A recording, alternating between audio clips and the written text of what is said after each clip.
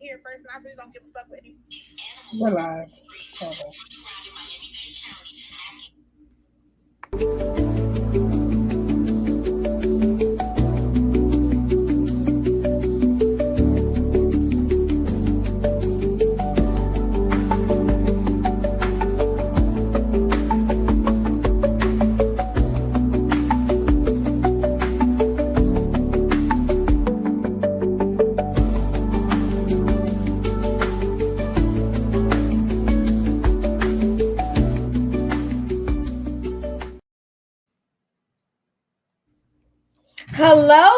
Hello, real quick.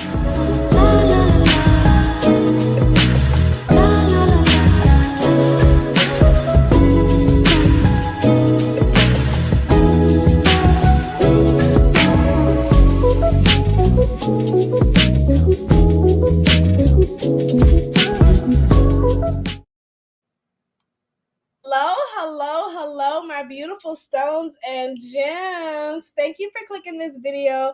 I am your host, Miss Mama Medusa, and this is the Medusa Show. And as you can see, I have two special guests. We have the lovely Darren Green and the shady L1027, and we say that with love. We say that with love. Darren gets lovely and I get shady. I mean, I feel like those were accurate descriptions. Not shady. Can everybody hear me? Is everybody able to hear me? Yes. Cool. Okay. Yes. How are we doing? Happy Monday, guys. I'm the nice one. Okay. Well, okay. How y'all doing? I'm good. I'm doing good. It's the first Monday of the month. Period. Ooh, is our rent paid? Yeah. Well, I paid my rent, so bills is paid. Even if you didn't pay your rent, it's okay. We're live, baby. We're live, and we have a lot to talk about. I got a question for y'all. Go ahead. Y'all putting money on Karen Books? Let that bitch burn in jail. We don't care about her. Yeah, that's why you the shady one. Hey, sister, I'm live on YouTube. Okay, I got you. Listen, I mean, we could start off. We have a lot to talk about, but then we don't. We have to give a special rest in peace to our good sister Angie Stone. We lost a great. I don't think y'all. How about I did not know? I was yesterday years old when I found out that Angie Stone was the one who sang the track for Girlfriends. Yes, I did not know that either. Girlfriend, yeah. Girlfriends, my girlfriend. Now I want to watch the series. You never seen Girlfriends? I did. My mom used to watch it all the time, but I used to hate it because I was a little kid. I mean, I didn't like this show either. I wasn't a fan of Girlfriends. I'm a huge fan of Girlfriends. We've had this conversation before, and so now, I mean, I was already watching Girlfriends, so now I have even more. My kids will definitely grow up listening to the Girlfriends back soundtrack in the back. I mean, it is just the soundtrack. Now the song was great. The theme song was great. Yeah, it's just the soundtrack to Black womanhood. I mean, you just had to be there. Hey. Shout out to Angie Stone. I think that she was a great singer. You could never take that away from her. Very sultry. Very like today's singers are not like the older singers. Singers in the past, you felt their emotion when they sang. They emoted. And today's singers, a lot of times they get given a demo and they'll add a little riff and run to it, and there's no emotion behind it. But when Angie Stone sang, you felt that she believed what she sang. She was saying. She sang and sang. You know, her tribute to Black men. Come on. You know, that was one of my favorites to her. And then when she sampled Backstabbers by the OJs and did I can't eat, I can't sleep anymore. Waiting for love to walk through the door. I wish I did miss you in love. You kind of I actually forgot about that song. Darren, do you not like you wasn't there? Did you miss out? I know that song. I know that song. Oh, it's just you was looking like you wasn't amused. So No, because it was the way Teddy was singing it. okay, I'm gonna say because I know I was on key. I don't know. See, but I'm the shady one, right? Is this what we're doing there? This is what we're doing. I just love the fact that and I talked about this on my channel earlier. For all of y'all people who like to body shame, and they love to body shame her back in the day when she was healthier and a little bigger. She managed to get the one all y'all was looking to get. Well, hey sis, I see you. Who she was with? Well, I'm glad that you brought that up. I'm glad that you brought that up because that's her baby daddy. I think they start grown now. They say that allegedly she was grooming D'Angelo. That's not true. That's not true. I don't know. So not true. I don't know. Right? Yeah, I don't know because some people were saying that he was 18 or 19, but then some people was not. Yeah, some people were also saying that he was like 24 and she was 33. So even if that 19 and 24 is two. Like if he was 24 and she was 33, that's one thing. But if they started when he was 19 and she was in her 30s. D'Angelo is in his 50s. And she's in her 70s. She's 70. She is not. She's 63. No, I think she hit 70. I think she died at 70. No, she did not. The woman was 63. I don't believe that. Hold on. I don't think that Angie Stone ain't the same age as my mama. Angie Stone was 63. She was born in 1961. And her birthday had not come yet. That makes her 63. No, hold on. I'm drawing a blank on age, but okay. She's 63. Okay, he's in his 50s. Okay. They met in the late 90s. Because so I'm glad because you were there. No offense, we weren't there, but you know, I'm not offended. I was there. Darren caught it. No, but I saw the shade that you were throwing. I am not offended. I can throw shade with the best of them. He was 31 and he was 19. Somebody clear this up. That's not true.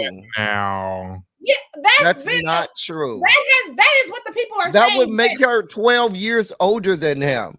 Yeah. But what I'm saying is, even if they are 12 years apart, my point is he was not 19 when he met that woman. He was 24 when they had their first kid. 24 is grown enough to consent. I just think that y'all was just mad that he was sleeping with a big fat dark-skinned woman and y'all want to make it seem like he was grooming and like he was being groomed and he wasn't consenting. And the thing about it is you can go back and look at her interviews and his. He went after her. Both of them tell the same story. He went after her. And that's what he like his brown sugar. The people are mad about it because they were trying to body shame that woman back in the day. I mean, she did end up losing weight, but whatever. That's more the hate. Well, rest in peace to Angie Stone. I'm glad that you cleared it up because I was under the impression that Angie Stone was a predator. And I'm just so glad that that's not the case. So we can just move on. So yeah, Karen Huger is going to jail, y'all. She's in jail. She's in jail? Clink, clink. Yeah, they said they took her right out of the courtroom. Mm-hmm. They said, no, ma'am. No, ma'am. And they gave her a 60-day plea deal. And she was like, no, I'm going to take this to court. Thoughts? She's taking it like appealing? First of all, this was her, fourth? She should have been done after the second. Now where did that come from? Because I thought she only had 2 DUIs. She had 4. How do you get drunk? Exactly. Like how do you get 4? How you ain't been to jail. She ain't even been on probation for it or nothing. I think one time is plenty enough. One time is not too many. But okay, I'm gonna give you a pass. We all make mistakes, whatever. But after the first time, it's like, how do you like? No, you have a like now at this point you are a danger to society. Like, and you only got caught those 4 times. come on. How many other times?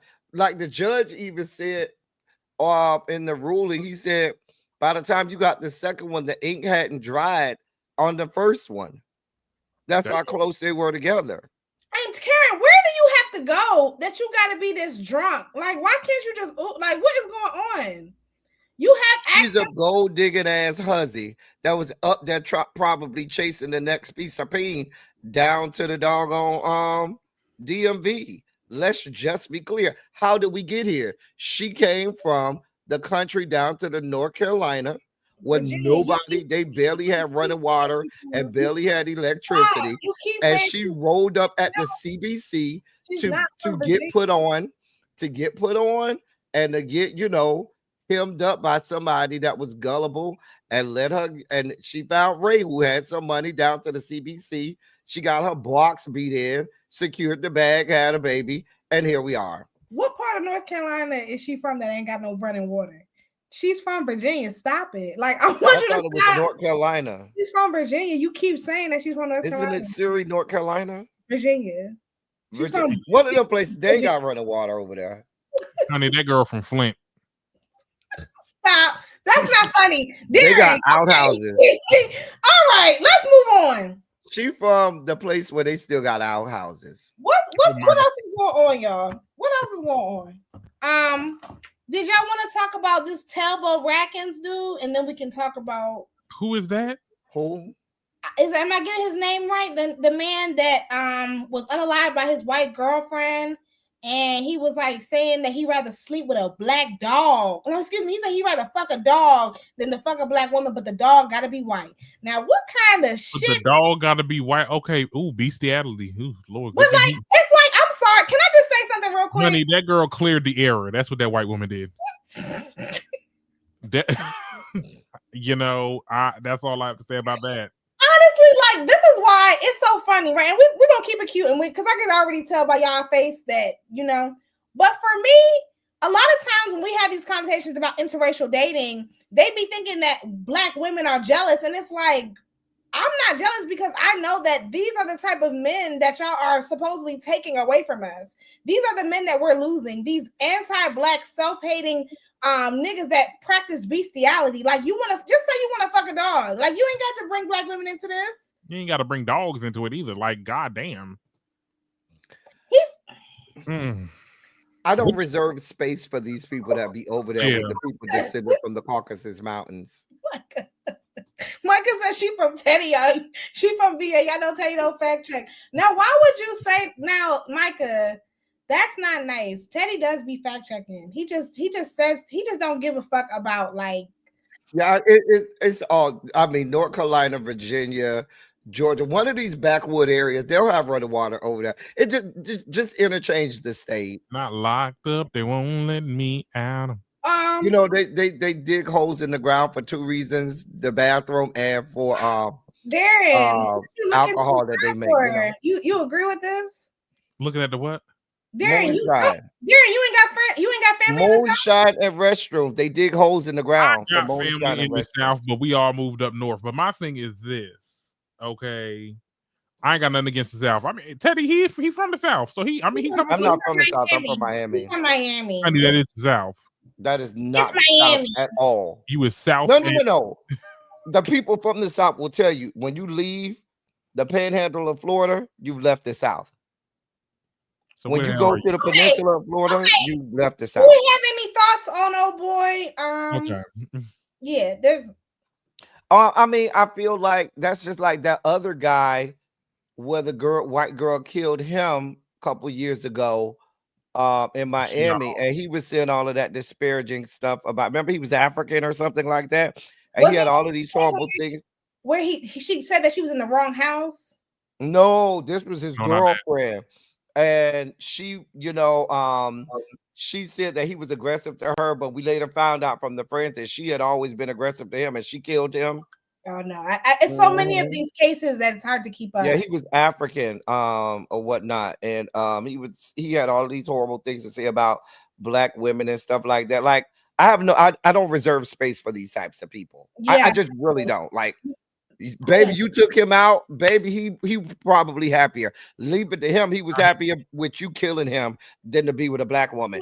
So, baby, we give you what you want. I just say that if you have all these disparaging thoughts about black women and comparing us to animals and saying how you would rather fuck a white animal than a black woman, you know, it probably was for the best that you were taken out of this earth. I'm saying maybe in your next life you'll be white like you want to be. I'm just saying, I think that it's actually for the benefit of black women that this, you know, that I'm not gonna go as far as to say I'm glad you black gone. women, I think it's fair for me to say that black women are probably, this earth is probably safer without people like that on it. So I don't want nobody to lose their life. I'm not glad that he's gone, but I'm just not gonna reserve space for people. Yeah. People like that. Like, you just don't need my energy. It's the same old story. Go ahead. Sorry. No, I'm saying it's the same old story over and over and over again. These niggas is not gonna get it. Let them do what they gotta do, and you know that's just that on that. You know, I don't. It's stories are starting to look the same every time. Yeah, I don't have anything. Yeah. Yeah, I'm not even gonna say rest in peace. Let's move on. So we need to have a conversation. So there was an incident that happened, was it like a week ago? And I do apologize if I have limited information. We have to talk about Caleb Wilson. I believe he accused? He was pledging. He was trying to be a Q, and they had some sort of hazing that went left. I don't know the details of like what, like, did anybody do an autopsy and see exactly? Because I know that They're still in the process of getting all of that done. The details of the incident where it happens has not come out yet. So yeah, those details have not come out yet. Have they said which organization he was pledging for? He was pledging Q. He was pledging Omega Psi Phi. He was 20. He was in the band at Southern. He played trumpet, and this is heartbreaking. Well, I guess I'll dive right into this part. Okay. As somebody who's both Divine Nine and in an HBCU marching band, and a brass player in the HBCU marching band, which adds a little more to it. I'm sure, having made it through the Human Jukebox or the Southern's marching band, generally something like that, there's a lot of hazing that goes on there. And so you kind of feel like, okay, I'm prepared for this. You know, I should be good. I was talking to somebody about this earlier. Hazing is horrible. Full stop. Bam. There's no trying to capitulate and try to make hazing, you know, that in somebody's life makes sense. And this is somebody who's in multiple organizations that's may be associated with hazing. But there's two sides. And I say there's two sides. There's the horrible side of the aggressors or the people that do the hazing, that say, hey, you need to go through this. And those people are, and take people through them. And we can get to that in a second. But the other side that I'm talking about is there are people who willingly say, yes, I want to do this. I want to go through that.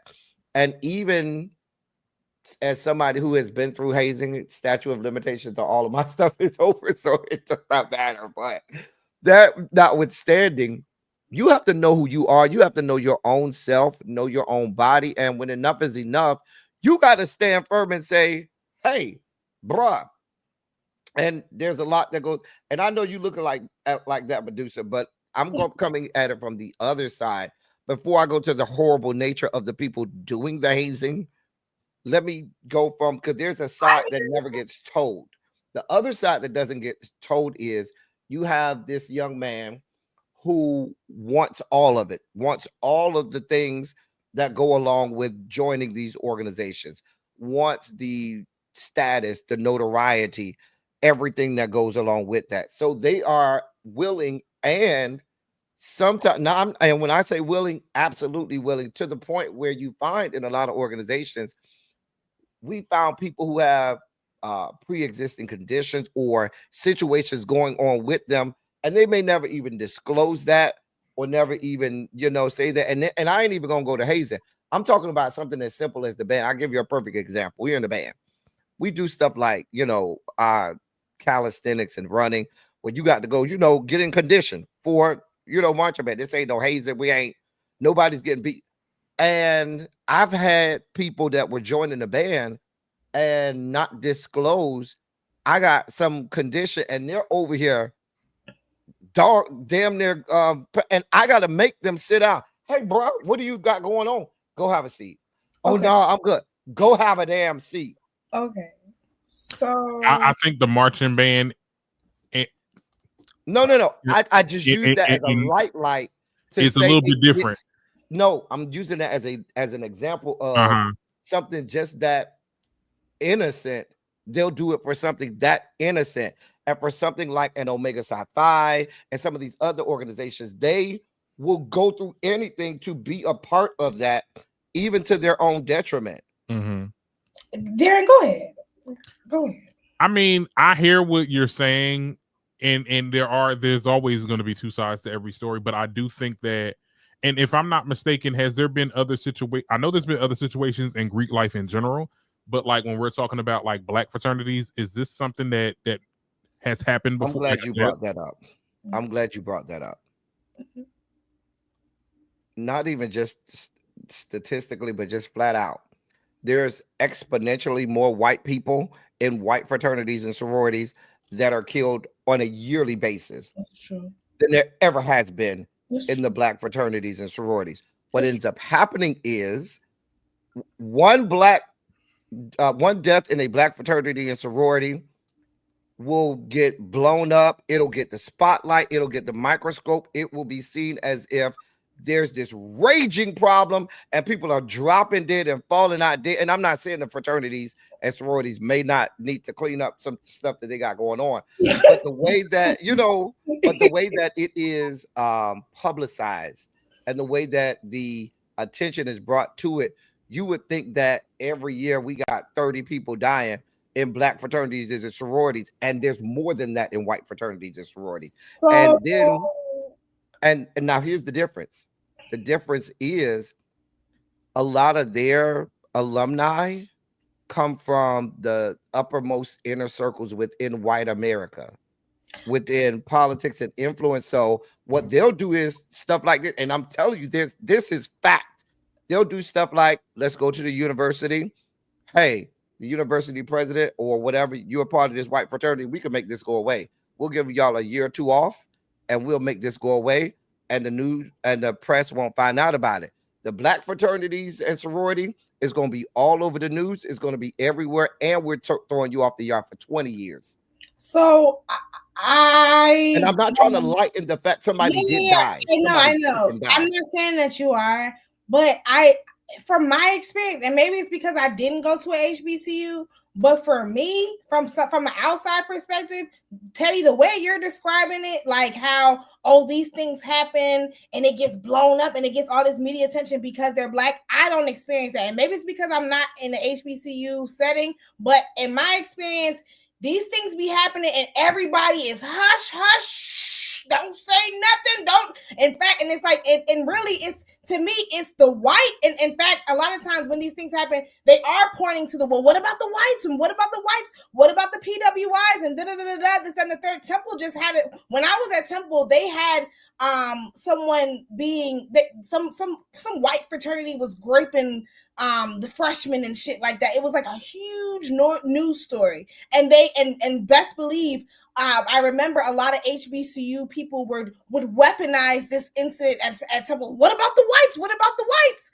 So and I get your point. I'm just saying that from my perspective, like when you're saying that these things get amplified, I'm like, to me, it's the opposite. A lot of times these things happen and it's I think. Let me and that may be your wait. experience. That may be your experience, but I've definitely seen it where it is amplified. Go ahead, Darren, go ahead. Hold on, because I think that what we're saying, well, what Teddy, I don't know.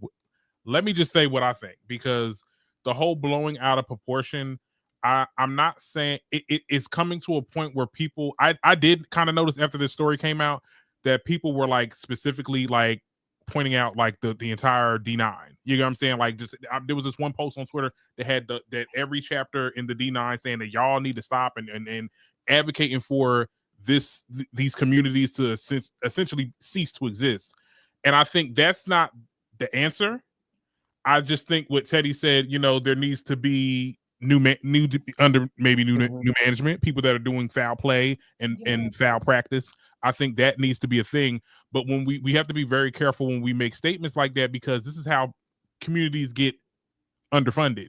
Like, oh, now we can't fund these organizations no more. Well, like and that is a problem there of community within Divine Nine organizations. Their international headquarters of all of them will tell you, them being able to get insurance for the organization and things like that is virtually next to impossible. They have very few options, and those few options that they have, the insurance premiums liability insurance premiums and things that they pay is astronomical because of those different things.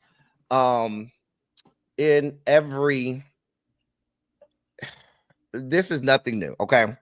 In every organization, this has been going on, white, black, blue, and purple, since the inception of these organizations. And it ain't just Greek letter organizations, it's military and all of that stuff, you know, where they have hazing and rites of passage. And I'm not explaining away. What I am saying is I agree there does need to be, and to the credit of Divine Nine, they have changed a whole lot of stuff. They have said that we have zero tolerance. When anytime these things come, they immediately expel these people and revoke their membership immediately. So much so, I remember when I was coming through, they would tell you, not only are we going to expel and revoke those people that came through, if you allow yourself to get hazed and we find out about it, because like I said, there are people who are willing to allow themselves to be hazed, which is how this stuff gets proliferated. They tell them too, you'll not only not be allowed to come in this organization, we will reach out to all of our Divine Nine counterparts and colleagues and say, you don't need to be a part, because they have been doing what they can to eliminate hazing and to get rid of all of this. And I think it's also a reflection of the school also, because and what they allow. The culture. Because we had fraternities at my college, and you know they did what they can with the college allowed them to do. You get what I'm saying? So we can't just always just. I'm sorry. Yes, it's about the culture. I'm sorry. Some of these. Well, I'm not saying that the culture. There's not a culture at any school. Every school does have a culture.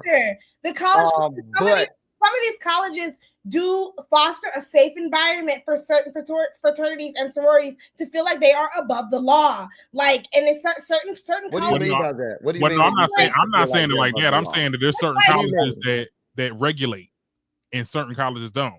That's it. Like some of them will be a little more involved in the student metrics, and some of them kind of just like. No university is involved in this metrics within fraternities and sororities, only because what happens is fraternities and sororities, they have a governing international body that gives them their rules and regulations.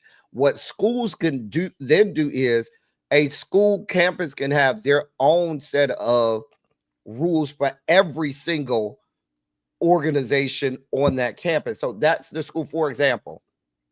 And to most HBCUs credits, most HBCUs, their rules and regulations are much more stringent for student organizations than PWIs. Example, most of the fraternities, you need no college. Some you need no college credits. Some you may only need 12 credits to pledge. And what the PWI say, go with whatever the organization said. The HBCU said, we're not going to even let you do that until you're a sophomore, until you have 30 credits. We're not going to let you, so I'm not going to say that the universities don't do a lot of HBCUs credits as well. When they find about this stuff, you know what they do? Immediately, you're going first, cease and desist, take everything away. And then once we get through with the full investigation, your organization is going for 15 to 20 years. Right. Minimum. And that's to eradicate any vestiges of it. Now, here's the deal. And I must say this part, I'll let you go.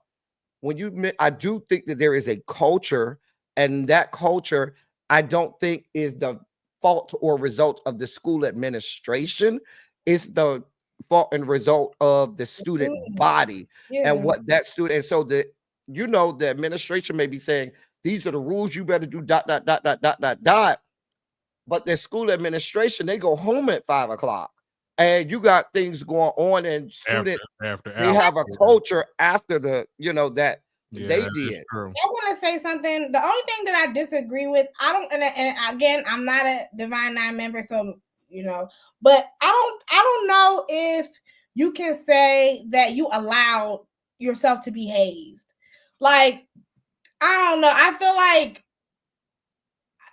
I just feel like I'm not sure how consensual it is when you're dealing with organizations and like you're one person and you like power, especially influence. Like these kids, these are still kids. They're not. He's not a child, but he's 20 years old. That frontal lobe is not all the way developed. I'm not sure if I feel comfortable saying like, oh, well, you allowed yourself to be hazed.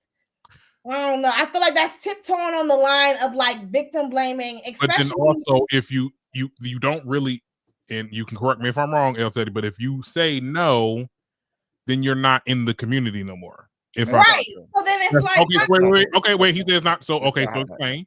Okay. In this day and age, in 2025, and maybe if you go back, maybe when I came through, or maybe even some years before that.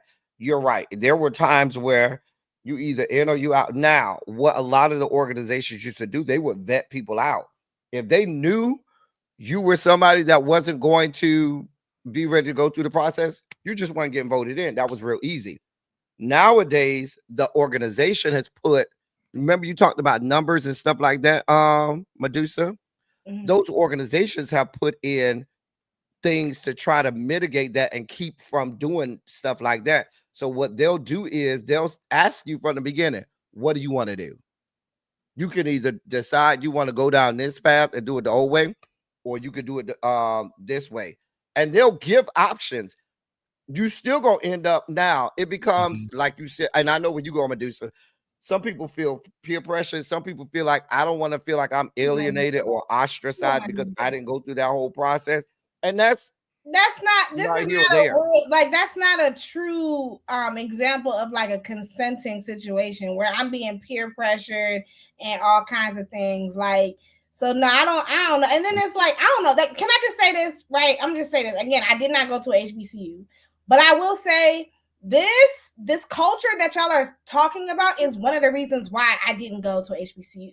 I'm gonna be honest, because I just wasn't into the fraternity, like the HBCUs that I was interested in, which was Howard University specifically. They were very heavily influenced by sorority and fraternity culture, and I just wasn't into that. And I was just like, well, it seemed as though I just didn't want my whole entire college experience. And I know that that's not the case, but when I was looking into colleges at 17 years old, that's what I was under the impression. I was under the impression I didn't want for my whole entire college experience to be be influenced by something that I wasn't really sure that I was going to. But I don't think that that's fair to HBCUs. It's not to say that the Greek life or Divine Nine is going to permeate everything, because that's just not the case. There's a lot of people that go to HBCUs I want to go to Morehouse. I never thought about being in no fraternity at all. Right, it's a whole lot of that's what I'm telling you.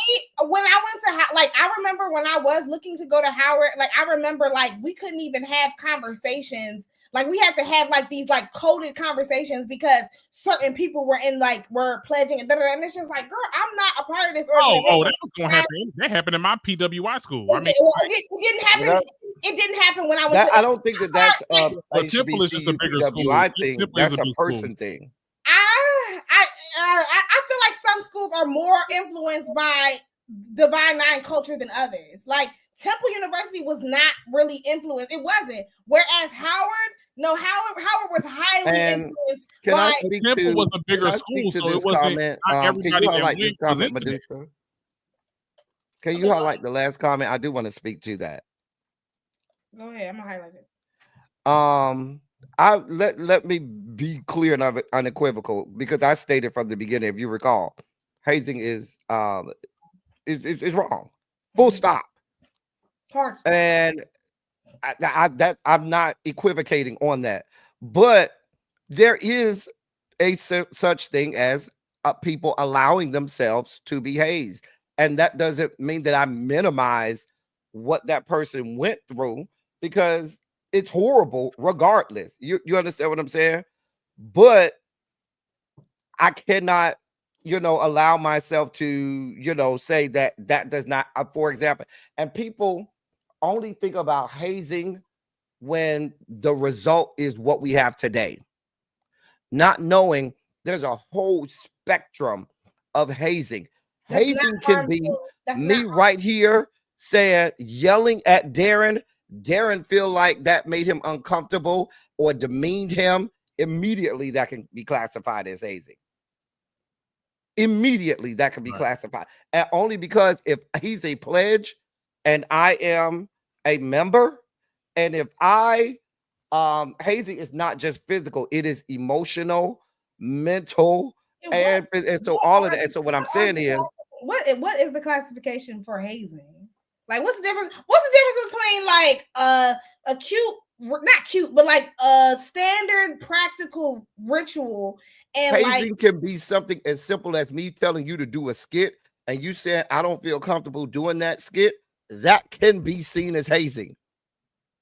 That could be seen as hazing. And you looking at me like that literally is fits the definition of hazing. A lot of the movies really dramatize what hazing is, and people think of hazing just as the physical beating. I'm not gonna lie. When I heard about this story, my first thought was, "Oh my god, did they do the pass out challenge?" Like that was my y'all ain't never heard of the pass out challenge? No. You stand against the wall and somebody pushes on your stomach until you like literally pass out. Like we don't know exactly was it ever discussed what ritual exactly? We don't. That has not been disclosed. No, it wasn't discussed. They said that he was unconscious and he stopped breathing. So it was definitely something physical. Yeah, it sounds like it was, but like I said, we don't know what exactly. But the thing is, going on. Whenever we have these conversations, like people start, and I'm glad that we're having this conversation because it's actually going a lot better than I thought. Because every time I try to have these conversations with other members, oh my God, girl, they be getting so fucking defensive. And it's like, calm down. Like, nobody is accusing you of anything. It's like, well, you're not a part of them. You're not Divine Nine. Da, da, da, da. And it's just like, we should be able to have these conversations without you, like, and that's my, and that's going back to the culture. And like, that's my thing. It's like, once you start telling people that we're not allowed to have questions, especially regarding someone losing their life. Yeah, it's certain things that just you can't defend, but I also feel like people deserve the freedom of community, and I think that these conversations that are happening on Twitter is a slippery slope into we need to get rid of all of it, and I think that's where we kind of. Darren, I don't know. Darren, I'm with you because I say like this. It's always when we get to this point, we don't look at what led to this. And I'm going to take you down the road to something very innocuous that people won't associate with hazing. Every year across America in multiple cities, you'll hear stories about so-and-so was out there with the football team, passed out and died. Maybe they were doing, the stuff that they were doing too grueling. I'm not going to say not one, but most of the parents in our culture, when they send their boys out there to go to get with this football coach, they trust that this football coach is going to do all of the right things, not shit. knowing if you are out there. There are many, many, many times where it goes way beyond the pale of what should be asked, and nobody bats an eye. It's not until we get to the result and somebody died. Now, I bring up the result because our culture says we're not going to go out there and think, and question that. We think everything is good, but our culture tells our boys, go out there. If you too tired, oh no, you need to go out there. The coach know what they're doing. If he say you can run another lap, go run another lap. And I'm not saying that's for all parents, but the general consensus and culture is the coach ain't gonna steer you wrong. Go, and do things like that. And I'm not going to say it's an exact parallel, but it can get you to start to think more so of a lot of times, even what happens within the confines of these organizations. I don't know. I think it's I don't know. I just mean, shit be happening in college. Let's open up that. If we're gonna open up the can of worms, let's just open it all up in college. Like I've lost when I was in college. We've lost like 2 students. It was one, he died of some type of brain eating amoeba, and then there was this other one. There was somebody that brought a gun into school, playing with the gun. Somebody got shot. Like shit be happening in colleges, and it does. And like you said, Medusa, it does get swept under the rug. Certain things don't. Certain things do. It's whatever the social, when we're talking about social media, it's whatever is they have the attention on. I don't know. I think that there's just a lot that's being talked about. Me personally, when I've seen a lot of posts just specifically talking about the Black fraternities and sororities, just specifically talking about that, it made me feel a way, because it's just like, we know that this is happening, like El Teddy said, in larger numbers on the white side, and the whites kind of get away with everything. I can speak to, and I can point to instances of hazing in a lot of entities, and not just sororities and fraternities, but in a lot of different entities. I think that people have the wrong idea of what hazing is. And if we open up to what hazing really is and all of it, there's a whole lot of things that get involved with hazing. It's not until we get someone that dies, because when I asked you, Medusa, you said you immediately, when you think hazing, you think what? Somebody's getting paddled or beat up or something that involves some amount of physicality. Sort of like ritual. I don't know. I'm not. My mind always go to school days. I don't know. I do think that people become extremely defensive whenever we have these conversations. I do feel like people are not. Like, I hope I'm not defensive. No.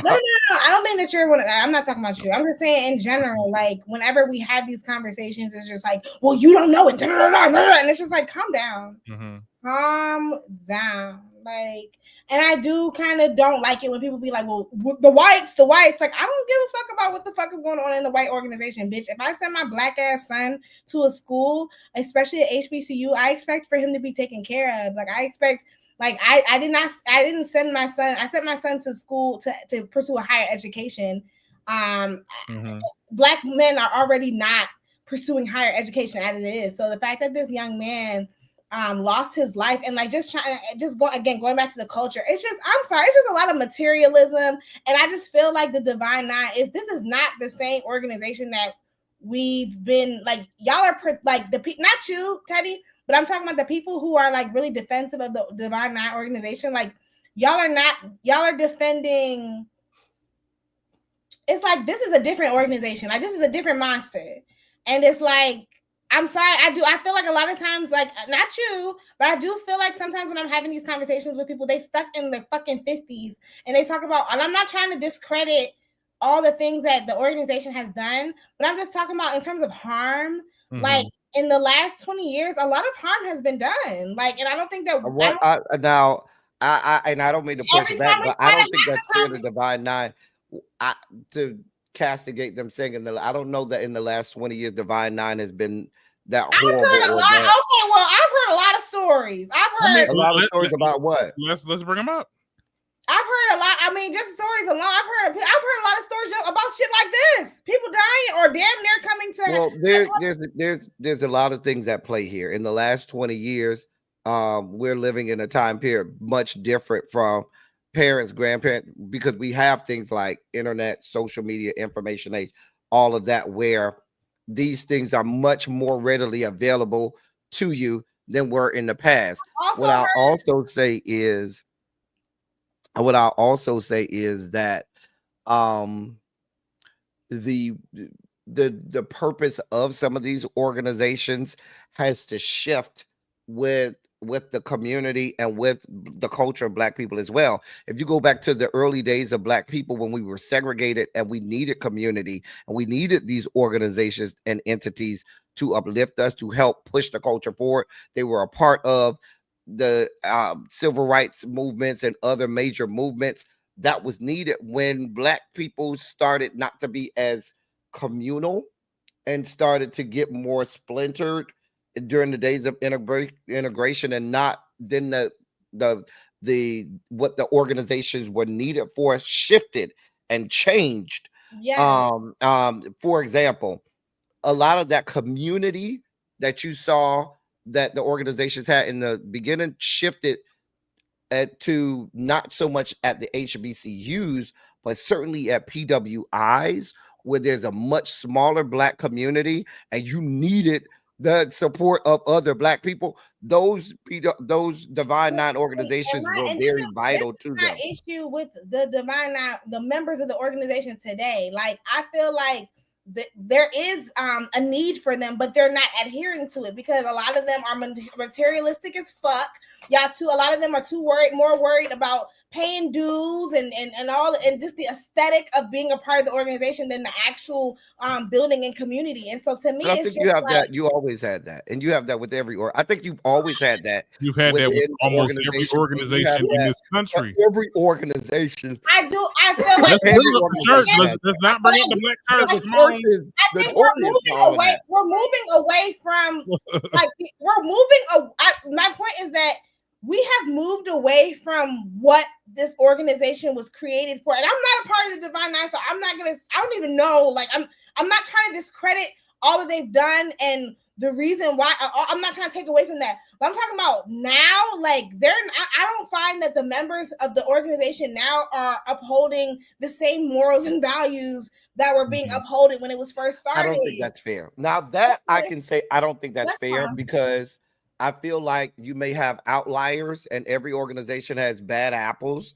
But to disparage a whole swaths of the organizations and what they do and the work that they do and the members that they have and the members that are doing phenomenal things, active members. Yeah, maybe the active members, but in terms of like the entire and things like that. Yeah, I just think because what you're saying as if that does not apply to every single organization and entity in the human genome. I just feel like that wouldn't be fair to just that organization. These organizations. Okay, and let's be very clear. Let's be very clear. I don't think nobody here that's on this speaking panel right now. We understand that what was done was wrong. Right. Yeah.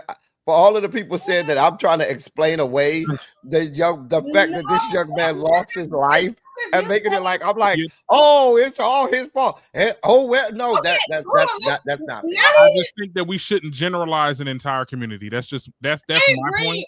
I'm just saying, not even with this situation, but I'm just saying, like, this is not the first time that this shit has happened. This is becoming an issue, and like, this is not the first time that some corruption has been brought to the forefront in these organizations. And every time we try to call it out, a lot of people be trying to sound like, oh well, you girl, like. Well, no, what I'm saying is when an issue comes up, you address that issue. You can make changes to governance or protocols or how you handle things within the organization because a situation happened that may cause for you to change.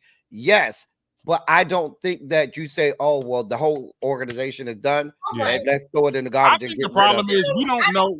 The people that oversaw or was ahead of this situation that happened. We don't know who they are. So I think being that we don't know these people, we're pointing blame at the source, which is the organization. So okay, let's move on. Shania, you stupid. Let's move on. Married to Medicine. What's going on? Wait over a minute. there? Hold on 1 second. Teddy, I really I didn't even see this Girl, let me get comment my that water. said Let me get. that that I don't think it's fair because I'm a part of it. Really, Girl, let me get my lip chat. really, really, really. You know what? You know what that's like? That's like me saying you got a trifling ass cousin that done, unalived somebody. He got to go to jail. They send his ass to jail, and I'll be like, the whole family must be fucked up. He in the family, they raised him, they groomed him. So everybody in the family must be messed up. And then you try to defend and say, oh, the family not messed up. And they be like, oh, you gonna say that because that's your cousin, you in the family. You see how that works? You can't do that because your cousin is just a messed up person. He need to be in jail where he at. You're not gonna say the whole family is messed up because the one cousin that's him. That ain't the whole family. And you gonna say and you wouldn't want somebody to tell you, oh, you just defending the family because he in your family. That don't even make sense. It doesn't make sense. Teddy, can we please? Girl, let me make my triangular tissue paper, child. Can we please move on, please? Okay. For the cousin that's in jail. Can we move on? Girl, okay, married to medicine. Married to medicine. Shania. Girl. Shania, you're welcome to my platform. We could talk about this a little while longer. No, please don't. All right. What are you talking about, Shania? Get your life in order. Stop. Let's move on. Girl, that's you, honey. Let's move on. Because what a family member do ain't got nothing to do with me. But go ahead, let's go. Exactly. Go off. That's my point. Go off. I raggedy ass cousin. That bitch say shit. Now I'm talking about my own individual person, child. I don't know nothing about that. Don't blame me for him. That bitch ain't shit. Honey, He never did shit. Honey, I got cousins. Okay, they ain't got nothing to do with me. Real quick before we get out of here, girl, let's talk about married to medicine, girl, because I think that's gonna be the savior, honey. Girl, I need that bad. Okay, hey, wait, Medusa, you looked at me like you thought about that cousin. Like when I said that, your whole face looked like, oh, I know what cousin he talking about. That bitch ain't shit.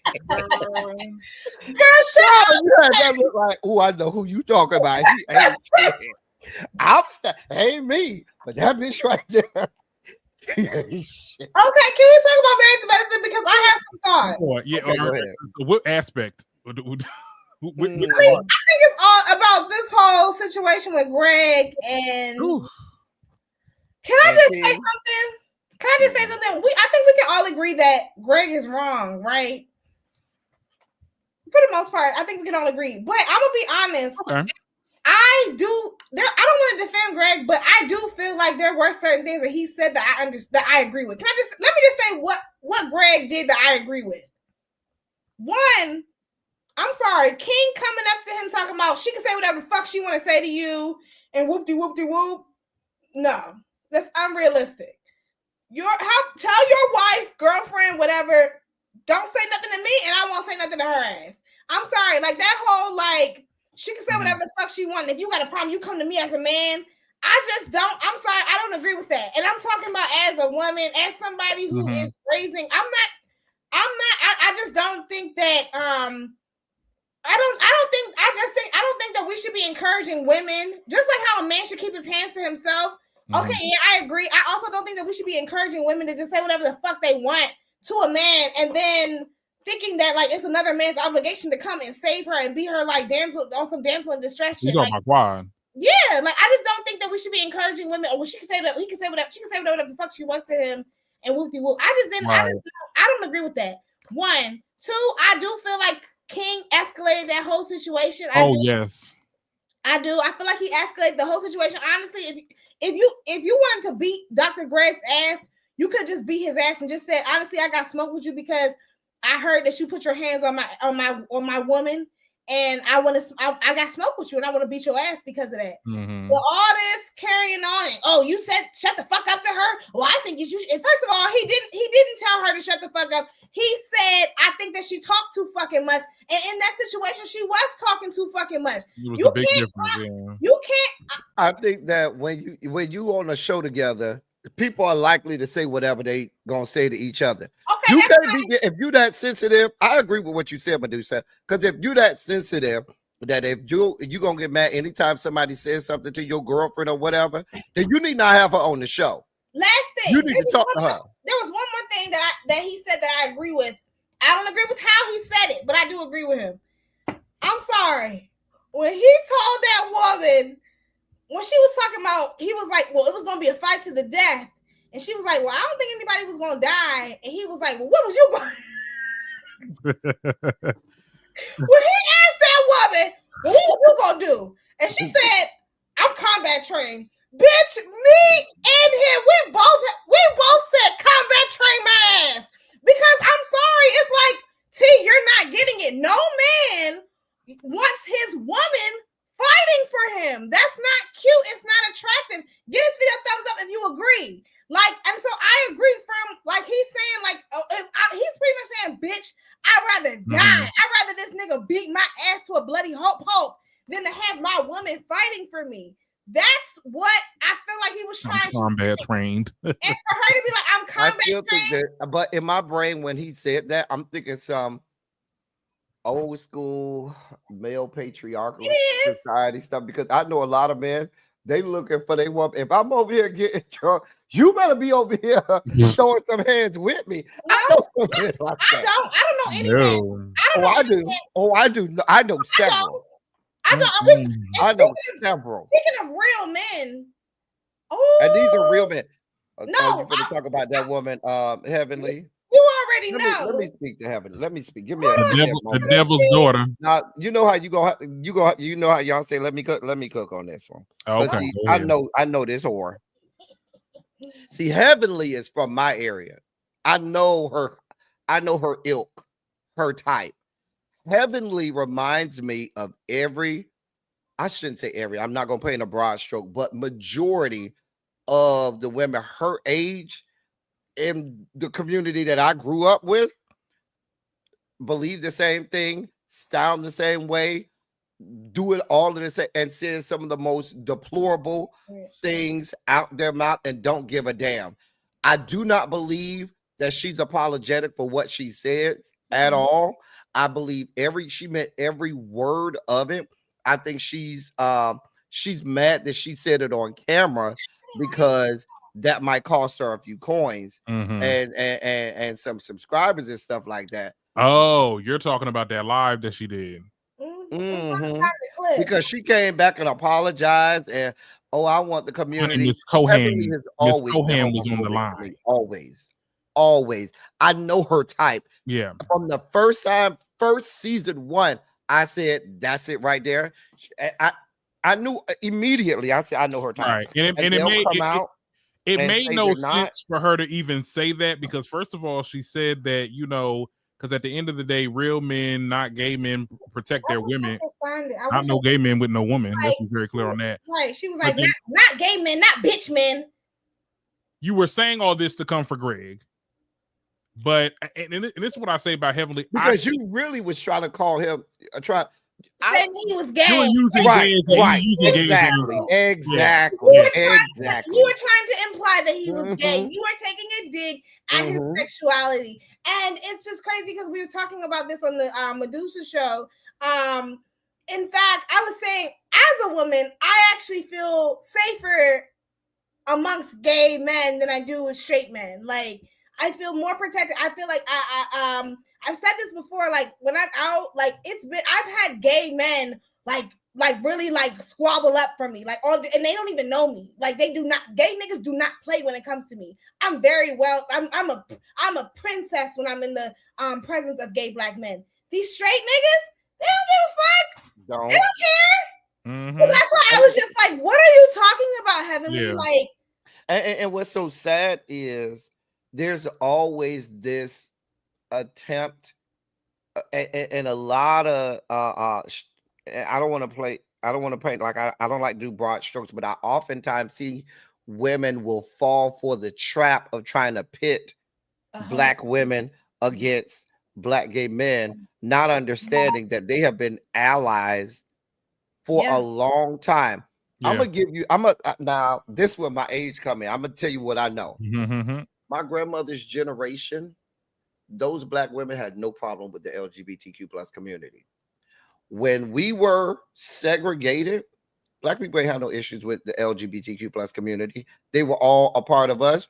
We knew who we was. We didn't make them feel bad. And my grandmother tells me this all the time. She say, baby, a lot of that came when we started to integrate and be with white people. White people had a problem with that. And white people passed that on to us and made us feel bad about our own family members and people in our own community. And so my parents' generation were, which were the baby boomers, late baby boomers and stuff like that, or early Gen X, they were made to feel like that was an issue. So they would try to make them go against each other. And so that was the generation that put that stigma on, oh, you can't do that. Oh, you need to. Whereas that was never the case in the generation before that. And so now we've had that put on us now in our generation, because it got worse in the 80s and 90s because and things like that. Yeah, I'm so sick of the people that's on Married to Medicine. Like, I mean, could we get into the whole Mean Girl conversation? We can, because there was something I had to stitch that video on TikTok about Simone, Dr. Simone, and her gums was on Watch What Happens Live, talking about how Phaedra basically left the group to go back to Real Housewives, and she took a dig at Portia. Portia caught her straight for no reason, basically saying when she went back to a Mean Girl, talking about Portia, saying, oh, well, you know, Portia dragged somebody across the stage and Portia did all this other stuff. And I'm just like, who said that? Dr. Simone? Oh, Simone was on Watch What Happens Live taking shots but at you know, Simone, she be out of order anyway. And you coming for a show, and I was talking to my best friend about this. I'm like, you dragging people from a show that, bitch, you wouldn't even be here if it wasn't for Housewives of Atlanta. And are we talking about Mean Girl? Aren't you the same one who brought up someone's deceased niece? Simone is a Mean Girl. Her and Dr. Jackie have this whole.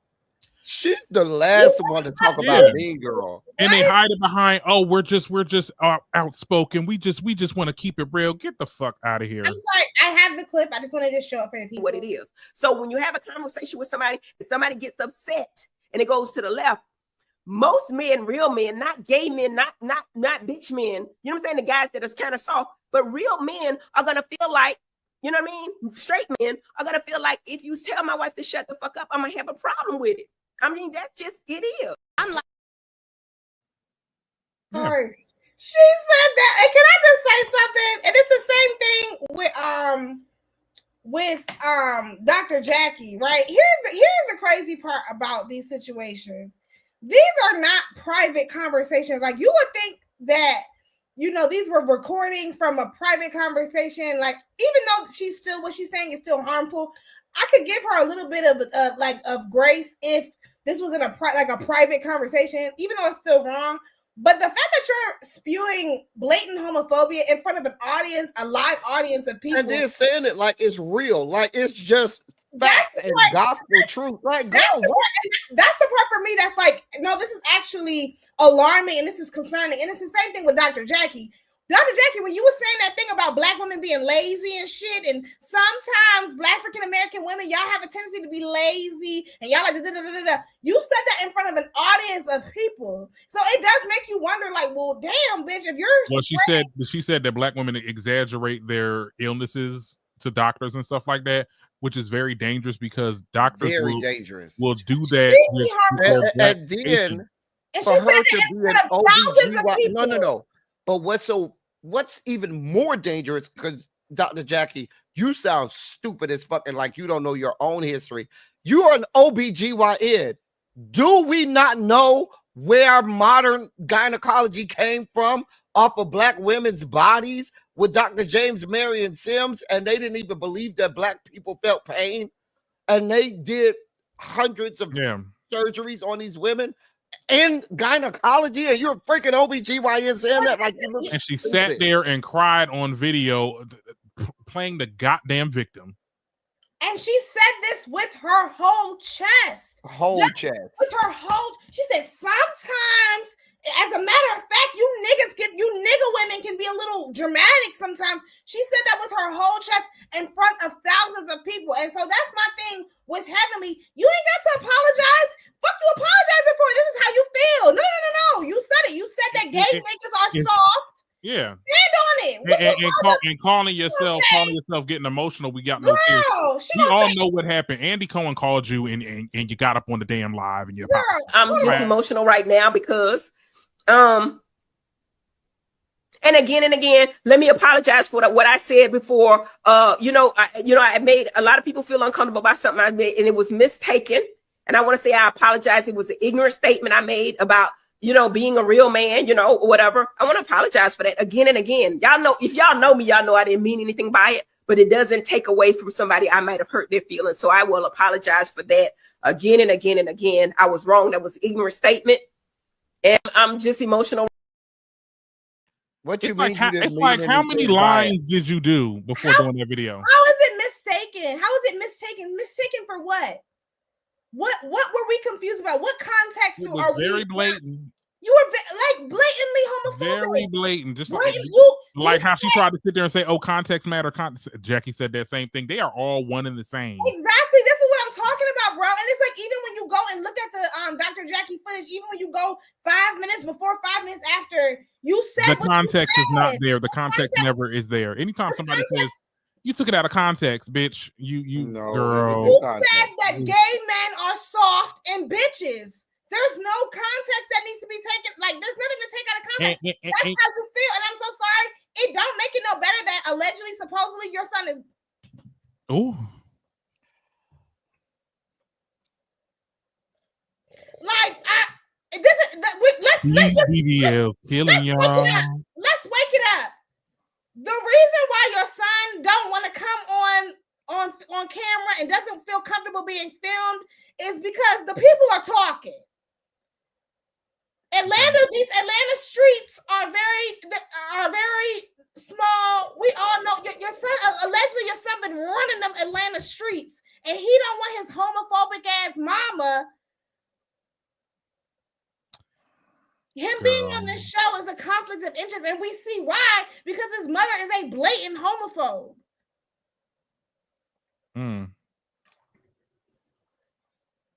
I'm just when these people do these, it always goes back to your home. Understand them. Your home, not home training, but like your upbringing. She had a terrible relationship with her mom. She didn't have that nurturing. Because I saw that storyline, and because remember us when we were talking about it, I felt bad. Like I really feel like she just hurts people, and she says the most deplorable things. No, sorry. What? No, that's not an excuse. Having a bad. It's not an excuse. No. That's not an excuse to be being a fucking homophobe. Same thing with Kenya Moore. Because y'all do the same thing with Kenya Moore. I don't give a fuck that just because you have a shitty relationship with your mom, that is not an excuse for you to be a shitty fucking person. Join the fucking club. You ain't the first bitch on this earth. You ain't the first person to have a bad relationship with your fucking girl. mom. Get over it. The fuck?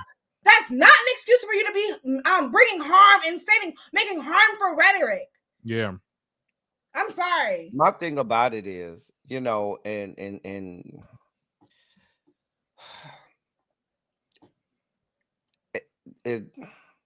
I can only imagine what that son probably endured or dealt with in the course of having to be in that household. Because when he was being raised, there wasn't an Andy Cohen to call and say you shouldn't have did that and said that and apologize. So it was just probably flying off the handle. Not gay men, not bitch men, not soft men, real men. She said that with her chest. And it's just crazy to me. I'm sorry. Like, you know how stupid, Tevin, you talk all this shit about Heavenly University and shit. You make it seem like you're such an educated woman. Who do you think the main people that are watching Bravo are? It's the gays outside of women. Who do you think the primary audience? And they'll be tuning into your lives to get the tea. So like, it's the base. What are you talking about? saying? You're fucking stupid. You done ostracized half of your fan base, dummy. Yeah. That's the only reason she's apologizing. But she's not going to get any repercussions from this, because at the end of the day, there is some type of, I don't know if it's some type of cult community that they got going on at Married to Medicine. Nobody can get fired unless the group wants them to be fired.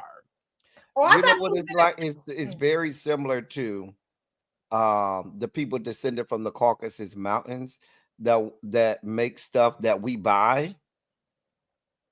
They are as racist as all of their friends, but they want our money. They want our money, and so they're gonna sometimes something will slip, and then they'll come back out and be like, "Oh, I didn't mean that. You know, I've learned. I'm gonna go do such and such."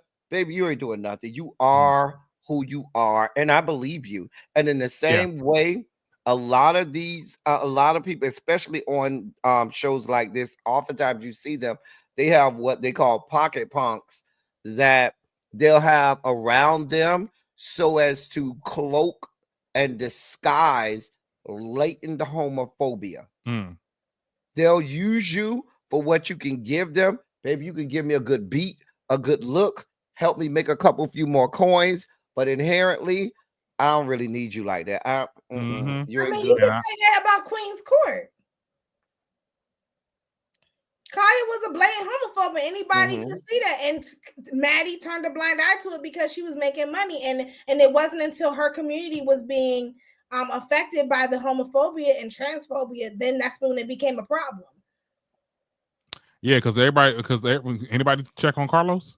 Because didn't Carlos really get her started with doing all them lives and stuff? They went live together a couple of times.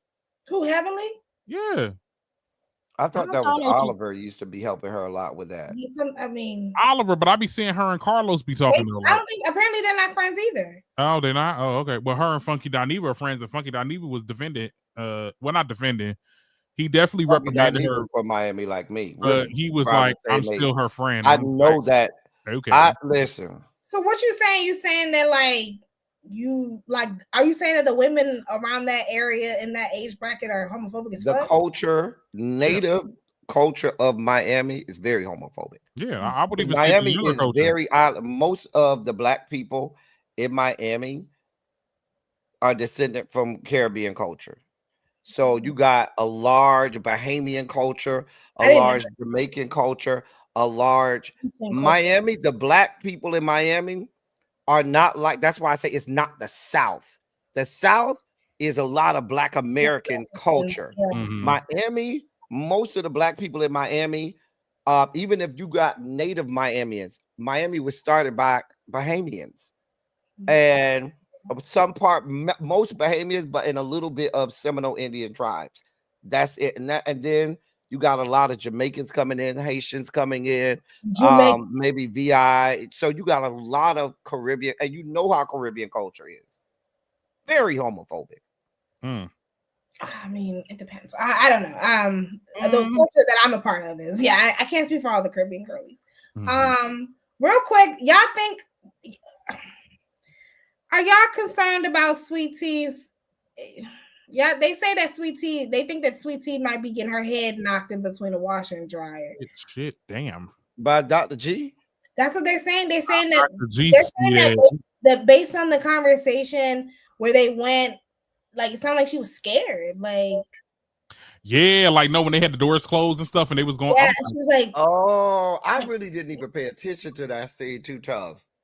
Did she watch the show and know about how Quad? Can we talk about? It's like, girl, did you? I just don't see. Like, people used to be scared for Quad, but I wonder if they're. Can we? I'm sorry. And like I said, I might need to go back and watch that scene because, like I said, I didn't even pay it too much attention. But you think maybe they're projecting what they felt about Quad when she was with him on her, or if that's happening again? Is history repeating itself? No, because I feel like with the situation with Quad, they didn't take it seriously, and so now I feel like if anything, it's history repeating itself. Yeah, if anything, it's like, oh, we didn't take it seriously, but now, okay. And can we talk about this? I'm sorry, I don't know if it's colorism or what, but it's just something I just don't understand why. Like, how this man pretty much admitted to physically attacking Quad, and like, no, there was no like. He did admit. He admitted to it at the reunion. Oh my god. Girl, what you mean? Oh my god, you act like Wait. I had to remember because it was a long time ago. Yes, I do remember. that long ago, but He yeah, tried to like, like justify why he did it because he said we were both physical. Yeah. And then And she he said did not deny. She said he had a knife and stuff. He said that she put a knife out on him after he beat her ass, and he did not deny beating her ass. So I'm just like, his response was like, "Yeah, but you put a knife on me, nigga. You beat my and nobody, like everybody just kind of just like brushed it off." That's how they do. You know, they've always had an issue. That's now when I started pointing out from season 2 of the latent colorism in this show, people tried to make me seem like y'all always calling out, and I was like, okay, girl, whatever.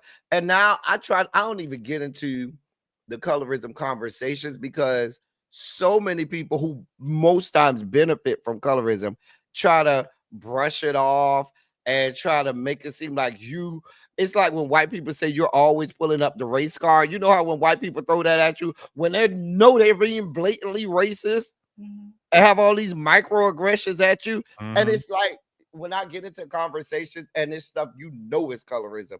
And you could even point it out to them. And they're like, everything ain't colorism. She's just a bad person. Or this is the it's not equitable. Going back to T, you know, I feel bad because I feel like T really is a victim, but because of desirability and because Quad is the fan favorite, nobody is giving her the grace. Like I'm scared for T's life. You know, she get a little access to the money, and so you know, I shouldn't make jokes. And and we're already starting to see like the marriage kind of getting a little sour. Like he's definitely very like aggressive towards her. Like the arguments, first of all, she's defending you against Quad, and y'all are going back and forth. You be good. Like, and then him doing that damn stupid ass push up. Letitia. Like it is so fake, fraudulent, and it's just like y'all should have never came back on. You should have never came back on this show if you didn't want the fucking smoke. That's my problem with Dr. Gregory. That's my problem with Gregory. If you didn't want this smoke so bad, you shouldn't have got your ass up on that show. But you wanted to be a messy bitch and one up on Quad, and Quad one up on you because she got a man now. I just can't see how you watched Married to Medicine. You saw this man fall out on the ground and foam at the mouth. You saw this man dehumanize his wife in the worst way possible. You also saw him talk about being physically attacking his wife, and you slid in his DMs and you said, I'm going to give you what you want. I'm going to give you what you need. That's all it's for. It's because this is I'll wait till the after show to say this. Money. No, you can say it. I'm sorry. And now you can't even give him that, girl. But it's probably a blessing that you can't get that man what he want. Go ahead and say it before we log out. I just always felt like she was kind of slow anyway, and it was easy for him to manipulate her. Not slow. Well, you know, T is a little delayed. I mean, yeah, I don't think that she gets it. Like, I don't want to say slow. I think she lacks self-awareness. I don't think that she understands how she comes off to the public. First of all, you keep calling these ladies senior citizens, and your husband is older than the women on the show. Come on. You keep saying that Quad is jealous of you, and Quad divorced her husband. And if she wanted him, she could have him. If she decided not to divorce him, you wouldn't be even here. You wouldn't have access to the money. So I just feel like Dr. G had the pretty wife and the strong black woman, and he didn't want that no more. He wanted somebody that he could control, that was easy to, you know, manipulate and coerce into doing whatever he wanted to do, and he found that in her. And she's willing to do whatever so that she has proximity to wealth. And Listen, if the woman done built her home in Stockholm, I don't know what to tell you. Yeah, right, because if you like it, I love it, girl. Like at this point, I mean, You saw it happen, and I don't believe she didn't watch the show. oh, she watched it. She saw it happen. I can give That's you what the you only want. reason you got with Dr. Greg. She said, I can give you what you want, indicating that you know that he doesn't have. He probably either was like, oh, well, I can fix it. I can fix him. Mm-hmm. Or it's not gonna be me because I'm gonna do it differently than what she did. Baby, you done already built your home over there. You have residence in Stockholm. I don't know what to tell you, ma'am. It's over. I hope you don't waste the the latter years of your baby making time on this old man. Girl, the question is, did you sign a prenup? Probably, I don't know. Knowing Gregory, I want you to go out like Ashley Darby. Not Ashley. Who? Satana. Did y'all watch we're about to close up, but did y'all watch that white woman that was on there that first season, and she literally got divorced and back? I have not watched since episode 5. Yeah, I didn't watch it yet. I ain't watching either. Damn, I'm done. Ain't nobody checking for them. Yeah, ain't nobody we just waiting for Candace to come back. Are we watching Atlanta? Yeah, I am. I'm watching it next week. Next set. Y'all want to come on? I would come on. Yeah. This Sunday coming? Yeah. This Sunday coming. Okay. What day? I want to do it on Tuesday. That's fine. Okay. I just need to see my work schedule and I'll get back with y'all. Okay. All right. All right. I don't know. Are we doing a thing? Are we doing a thing? Teddy said, "Well, I'm always good for Mondays, though." So. Yeah, okay. Mondays are good for me, but we'll see. We'll make it happen. Okay. Right. All right, guys. Can you tell people where they can find you? Who want to go first? Well, you can find the horrible shady guy over here. You can find me at, for those who care, you can find me at LTeddy27 official. Where every day we don't talk Greek life. I surely don't. We talk politics. We talk a lot of politics. We try to keep you informed about things that affect us within our community. Times like this, we need community. We need to be exclusive and keep the people that don't belong with us. You decided what you was gonna do. We taking care of ours. That's it. That's all. And so I try to keep people informed about things that the mainstream media is not telling you that does affect you. Speaking of which, Medusa, have you went and got our nephew vaccinated yet? Because we don't need him to fall in the same. No. Just all of his vaccination. Oh, yeah. He's got it. He's all up to date, of course. Yeah, the measles is doing a somersault, child. Sure. He's all vaxxed up. Darren, where can they find you? You can find me at the Darren Green Show here on YouTube or on TikTok, Darren Green TikTok, or Instagram, just Darren Green Show. We do a weekly, well, not a weekly, but we're on every Monday, child, to talk about hot topics, celebrity gossip, news, and sometimes politics, child. I just recently dropped an episode, so check that out if you can, if you want, whatever.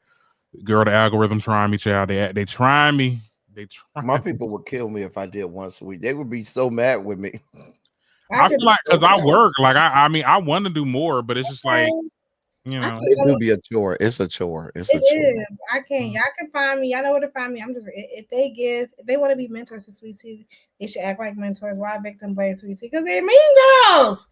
Give me shelter. You know that. They mean girls. They mean old lady. You're not even a mean girl. You're a mean old lady. Listen. Y'all can find me on TikTok at Medusa Show Off. Excuse me. Sorry, at the Medusa Show on TikTok and at Medusa Show Off on YouTube and Instagram. I go live every Monday at 9:30. And I will be starting my podcast this year, 2025. I'm just lining some shit up. But yeah, that's it. That's all. I just be going live every 9:30, every night, every Monday at 9:30. I'll be going live. That's it. That's all. Y'all know I'm a mother, so I'm about to go. I gotta go to work in the morning, y'all. Please give this video a thumbs up. And I will be back next Monday at 9:30. I love y'all so much. Thank you for tuning in. Bye, y'all. Hold on.